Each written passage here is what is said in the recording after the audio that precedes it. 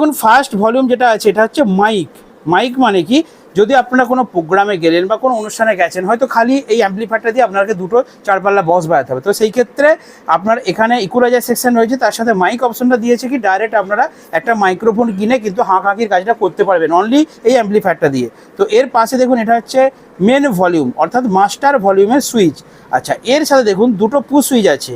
প্রথম পুশ সুইচটা হচ্ছে ইকুয়ালাইজার সেকশন অর্থাৎ ফ্ল্যাট অ্যান্ড ইকুয়ালাইজার, অর্থাৎ যদি এটা পুশ করা থাকে তাহলে এই ইকুয়ালাইজার সেকশনটা কাজ করবে। ইকুয়ালাইজার সেকশনের মধ্যে কি আছে না, বেস আছে, মিড আছে, টেরিবেল আছে, অর্থাৎ এটা বেসের ভলিউম, এটা মিডের ভলিউম এবং এটা টেরিবেল বা টুইটারের ভলিউম।